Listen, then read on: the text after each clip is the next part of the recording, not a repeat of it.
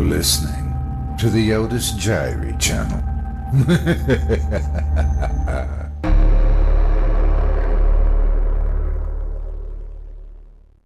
Diner by Darren Totum.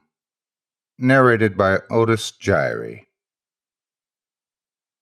I sat slowly circling the teaspoon around my black coffee, creating swirls of bubbles so perfect the combination had never occurred in existence, would never occur again, yet were the production of something so utterly banal no one would ever appreciate their complexity. This cup was a perfect microcosm of my surroundings, a motorway diner that was somewhere but nowhere, a place where people passed through but never visited. Lives imprinted here for a moment, yet like a name written in breath on a window would never leave a mark on their surroundings. The diner was like an old yellow dog-eared photo of itself. Dirty blinds covered the windows, slicing the light from passing cars into searching shafts that crawled across the walls. The tables were shrink-wrapped in scarred, wipe-clean plastic that would require far more than a wipe to clean, and the floor was a disfigured chessboard of black and white parquet grimacing at me with cement cavities. This faded facsimile of Americana was supported by the reproduction 60s jukebox leaning lazily on the far wall, although Enya's Caribbean Blue drifting from the speakers shattered the illusion somewhat. It was a dump. But being the only diner in a 40-mile radius meant that it was busy. Every permutation of every possible decision meant people's lives would crisscross here like tracks in the snow. Their impact only felt until the snow melted. Toilet breaks, rest stops, breakdowns, refueling, and a million other contrivances of convenience drew strangers here, whatever the motive. I doubted the promise of quality food was one of them. A hunch of smoke clung jealously to the ceiling outside the kitchen door where a steady stream of plates were shuttled to the tables. A taste of greasy air kept toying with the back of my throat. To me, it made no odds. I didn't really care. I wasn't here to eat their food. It was about 9:30 p.m. I had sat here in a booth alone long enough that my coffee had become cold, and long enough that my waitress had noticed. Deep red lipstick, violet eyeshadow, red horn-rimmed glasses, and squeezed into a uniform that shouted walking cliché. Though she was a large lady, she had made a better job of shrink-wrapping herself than they had done the tables. The seams of her dress strained as she strode toward me with an air of practiced authority. Her red frizzy hair gently bounced as she approached, thrusting out her large breasts, which bounced in unison, albeit not so gently. She looked like something from a Far Side cartoon. I allowed myself a wry smile, and it must have come off as insincere. "Something wrong with the coffee there, darling?" Her lazy drawl making it more of an accusation than a question. "No, sorry. I was miles away." "You want a refill? This is our busiest time, and I can't have you taking up a booth without paying for anything," she said, setting her coffee pot down beside my cup. She smelt of lipstick and chip fat. I looked past her breasts and into her eyes. She was looking for confrontation, so I merely smiled and nodded in acquiescence. Tutting, she poured me another cup, her fat fingers bursting out from under her rings, of which she had many, her hands reminding me of balloon animals. I noticed no wedding ring, though, and though her confidence around men, she must have been married, divorced now, or widowed then, complexity hidden by triviality, like the coffee she poured. She caught me staring at her fingers and, questioning my probing eyes, turned fast and made her way back toward the kitchen. I watched her for a moment, angry with myself that I had given her reason to remember me. Almost in sympathy of my concern, she recognized someone entering the diner, and squealing with delight, gave this rather fat man a warm embrace. He returned the gesture, squeezing both her and a mild annoyance from my mind. The diner had now filled, and the atmosphere was thick with conversation. Hushed speech hung in the air like smoke. Anonymous talk that was familiar but at the same time foreign. I liked it here. I was ambiguous, like the words. The chatter intertwined like vines, meaning being lost in the noise. A phrase or two recognizable, but the overall effect was like static. One of the purest truths is that you can never feel more alone than when in a large crowd of strangers. This made me feel invisible and was something I thrived on. Spending much of my time in places like these, you understand how people enjoy being around other people whilst simultaneously being alone. No eye contact made and conversation rarely struck up, sharing time with others privately. Tonight was different. In the corner, there was a group of three, 2 men and a girl. Both men must have been late 20s. Their denims, aged sneakers, and dirty hooded jumpers made them look immediately out of place with the usual trucker clientele. I assumed the girl was the girlfriend of one, possibly both. Her hair was dark, greasy, and pinned back in a ponytail. She looked tired and kept pulling the sleeves of her jumper over her hands like a nervous tick. Both men were sat opposite each other, having an intent discussion. They were perched on their elbows, arguing about something or other. As they talked, their eyes wandered through the faces of the diner. They were surveying their customers, gauging everyone, in particular sizing up the men. I knew this because this is what I did. The bigger of the two had a shaven head with a dusting of stubble that gleamed with sweat. His pronounced jaw and low brow made him look slow, but his intelligence was betrayed by his eyes.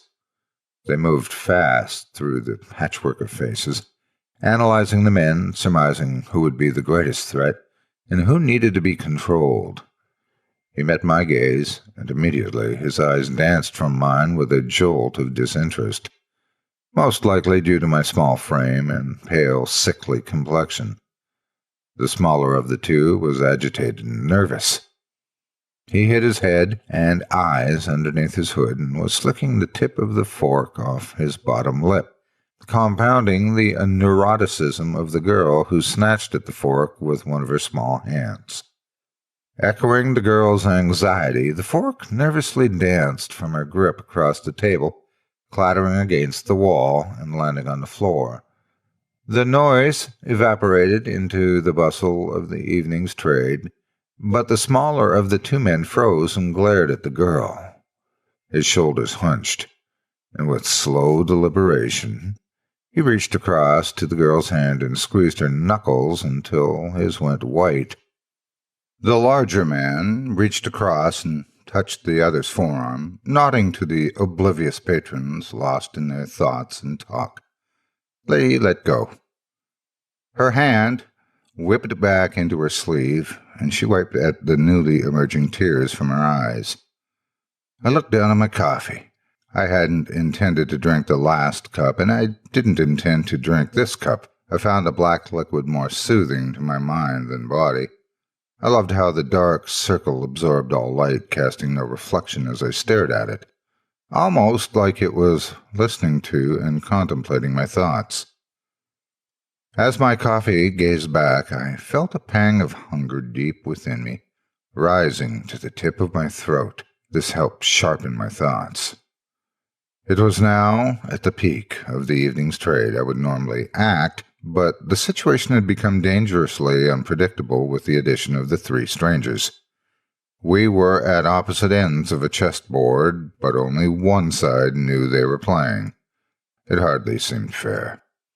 The larger of the men reached out and held the girl's hand in his. He spoke softly and deliberately to her for a moment, and pulling a sports bag from under the table, digging through its contents, he handed her something wrapped in a dirty towel.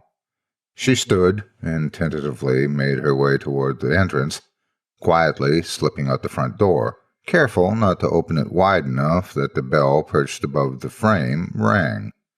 She'd no doubt stand outside, guarding the entrance and blocking off anyone trying to get out whilst keeping watch. She was hardly intimidating, so I assumed she'd have a gun on her. No doubt they all would. As I watched her, shadow framed by the moonlight steady behind the thin blind of the entrance, I felt the leader's eyes settle on me. Ignoring his gaze, I rubbed my temple, feigning a headache. I didn't want to give him any reason to approach me first.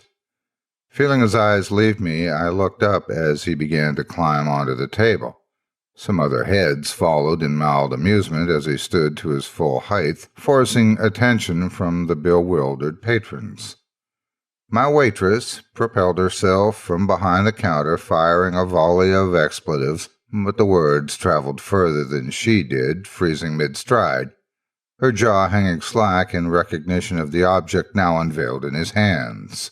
The entire diner was combined in a moment of silent incomprehension before he raised his sawn-off shotgun and released a blast of buck into the styrofoam ceiling tiles. In the small confines of the diner, the noise was absolutely deafening, and seconds later, the ringing in my ears was replaced by a chorus of terrified screams. A tidal wave of human emotion overcame my senses. A harsh, painful noise that made me close my eyes and grit my teeth. Male or female, it's always hard to tell which is which when someone is truly scared. The shot must have gone through a strip light as the remaining lights joined in with the panic blinking on and off in terror-stricken fear. Dust rained from the demolished ceiling tiles like ashen snow, the malfunctioning bulbs causing a strobe effect, giving the scene the look of a stop-motion nightmare. The lights managed to catch their breath and let the entire scene in harsh reality just as the leader brought the butt of his gun down on the head of the waitress's fat friend, who had attempted a clumsy run for the kitchen. An exclamation mark of blood sparked from his skull, and he collapsed, moaning, into a crumpled heap on the vinyl-tiled floor. There was a sharp pause of bewilderment, but then the screams began anew with renewed vigor. The shooter had begun to shout, and as his words took hold of the patron's attention, the screams wilted into sobs, and silence slowly descended across the diner. A heavy gray veil of violent intent had rolled over the room, a veil so heavy it bowed the heads of everyone, forcing their eyes to the floor. If ye hadn't already guessed, this is a fucking robbery. We're here just for your till money and your fucking money. That's all. We're not here to hurt anyone.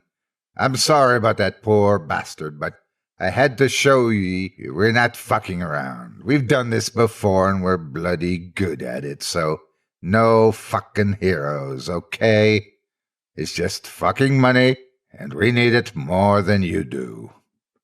It was Irish, Dublin, I guess. His relaxed brogue seemed to antagonize the intent of his language, but his exaggerated curses caused some to cower even more, as if the words themselves were to cause harm. Your man here is going to come around with a bag. I want your wallets, phones, and car keys. No one talks, just put everything in the fucking bag. Until he comes around, keep your eyes on the ground and your hands on the table. You don't want to die in this shithole now, do you?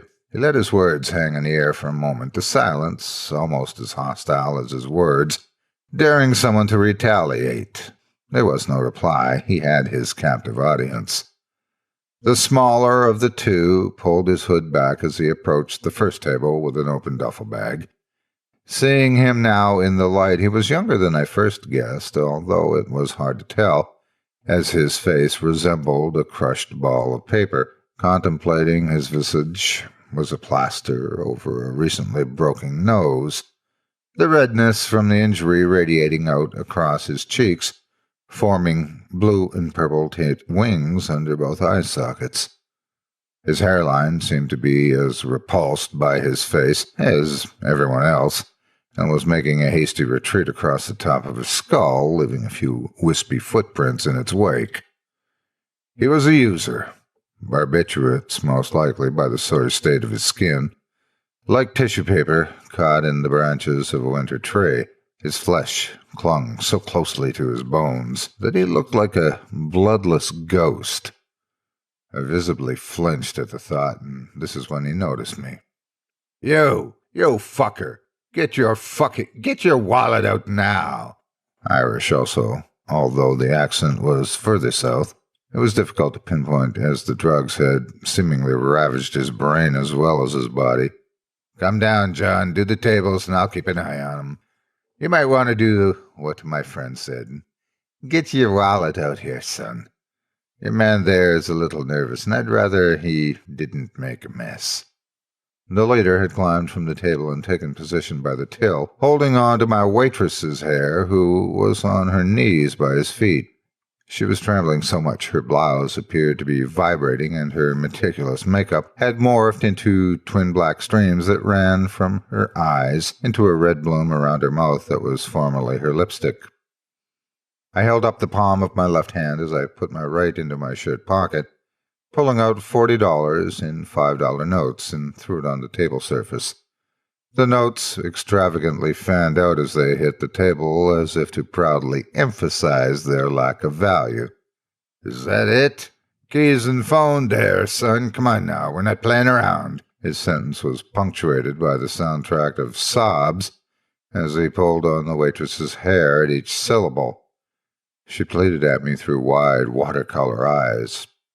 I don't have a phone, I don't have a car. I spoke to the leader, but my eyes stayed with the addict. What the fuck you looking at, you stupid cunt?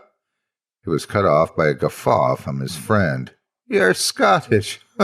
No wonder you only had $40 on you, you tight bastard, you.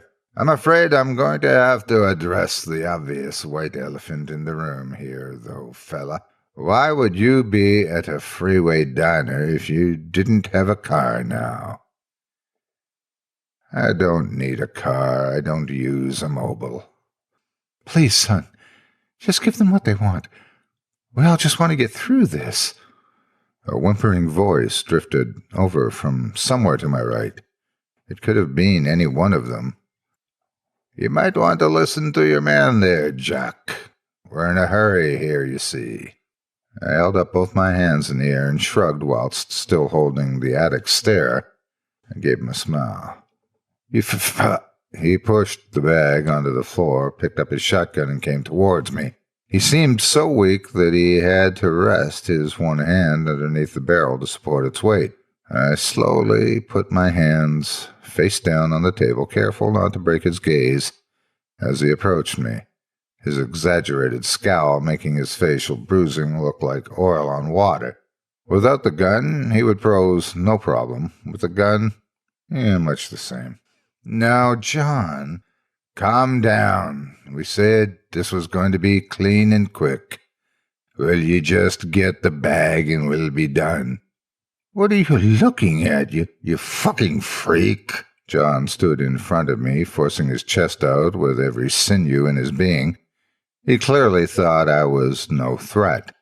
I held my smile. He violently thrust the tip of the barrel into my forehead, jerking my head back against the seat. My sight blurred for a moment as a cold trickle of blood welled in the corner of my eye from a semicircular gash on my forehead. As the blood caressed its way down the underside of my chin, I gave John an even bigger smile, this time a large, toothy grin. Through his self-inflicted fog of substance abuse, his brain struggled to make sense of what he had seen. But in an instant, the mist cleared and he turned in revulsion just as the girl burst through the front door. There's a truck pulling in to the car park. What's taking so long? That's all John managed as I quickly rose from the table, grabbing his gun arm and yanking it away from his body. His weak frame relented in my grip, and using his arm to point his gun at the girl, I cradled his jaw and neck in my right hand, holding his face level with mine and looking directly at the leader. He leveled his gun at me, letting go of the waitress's hair. She clumsily crawled on her elbows under the nearest table, which made a poor job of concealing her considerable rear. "Okay, fella, don't do anything rash here. We were never going to hurt anyone. We were just here for the cash, like we said." Just shoot his fucking... Ugh. I squeezed his jaw tightly and felt the drool run down the palm of my hand as he started choking on his own tongue. "Don't hurt him or I'll shoot you, pal. 2 of us, 1 of you, fella. Put him down and leave. Take the gun if you like, but just go." I turned my head, looking at the girl. It must have begun to rain outside, as her black hair was flattened to her head, and the night's moisture shined across her red cheeks. She was aiming her gun at me, but her shoulders were pushed far back, betraying the fear in both the weapon in her hands and its intended target. Under the grime and misfortune, she was a pretty girl. Her green eyes nestled in teary hammocks that broke when she blinked. "Put your gun down, turn around, walk away, and forget about tonight. This is not you. Call your family. Tell them you're sorry, and go home." I spoke softly and deliberately. She glanced at the gun in my hand, and I lifted the barrel toward the ceiling. She looked over my shoulder at the Irishman, who was still pointing his gun at the back of my head. "Jess, don't you fucking go anywhere. This freak is just trying to scare you. We're in control. Your parents don't need you, Jess, but I, right now, do." Holding her eyes in mine, I shook my head. She took a step back towards the door and slowly lowered the gun. Her shoulders began quivering in time with the tears that were now streaming down her face. "Keep your fucking gun pointed at this prick, Jess." I'm sorry, Joe. I can't." She knelt and put the gun on the ground, and as she stood again, I gave her a reassuring nod, and she quickly slipped out the door into the cool night air. "No, you can."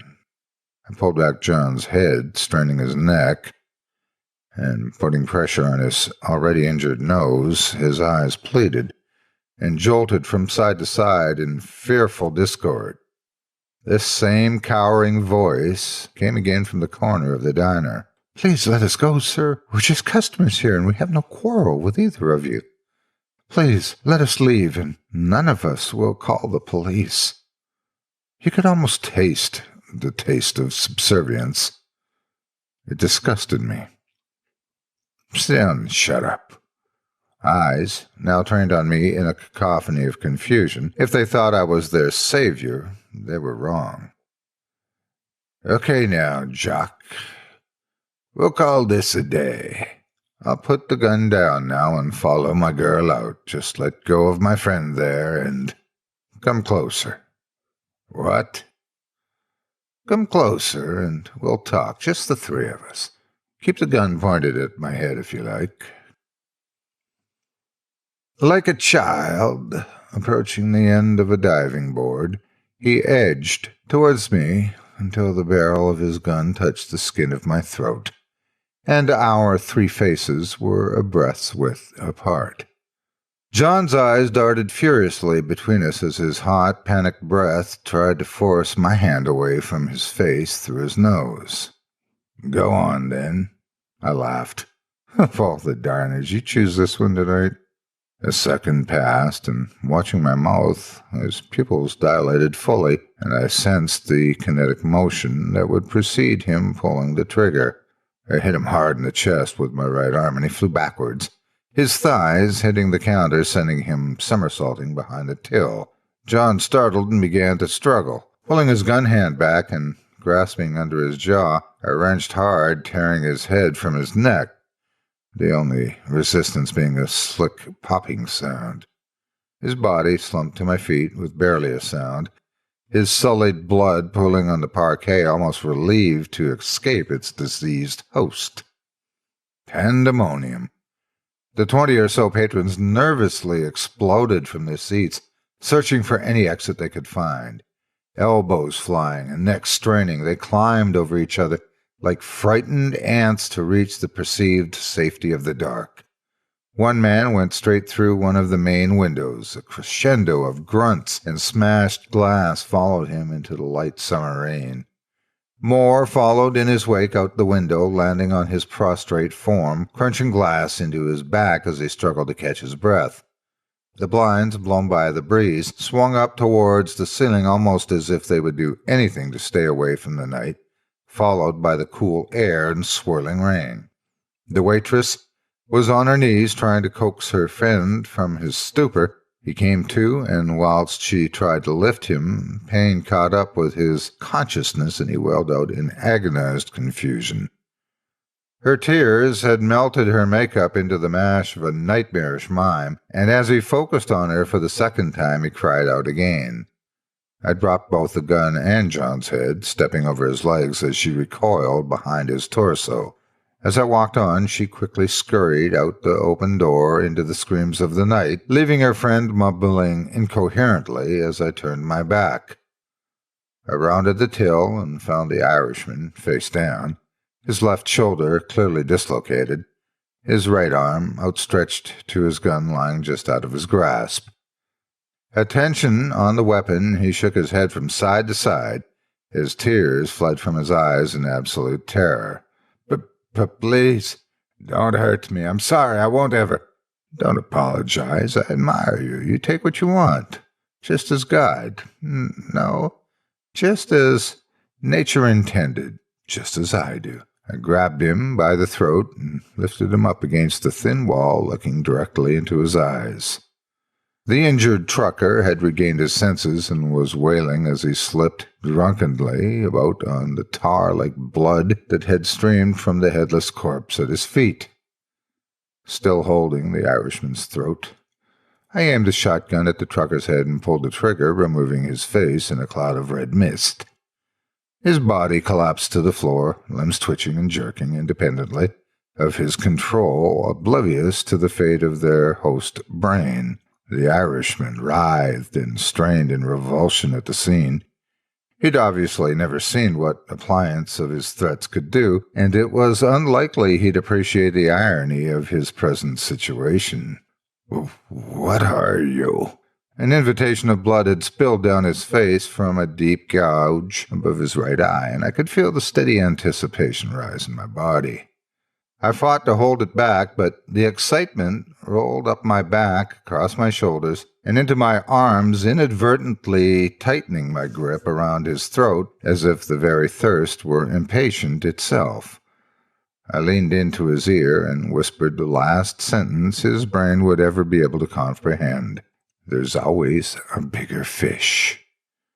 I grabbed him by the hair and pulled his head back, exposing his neck. The sinews of his muscle rippled, and his skin slightly pulsed from the blood being forced through his veins, his elevated heart rate almost sympathetic to my thirst tempting me from within.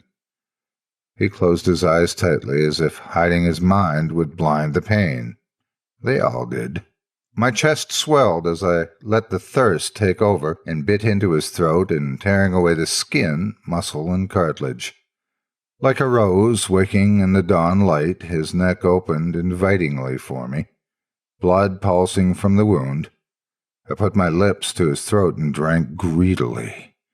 With each gulp, I felt a warm wave washing through me, filling me with the life as the Irishman's slowly faded.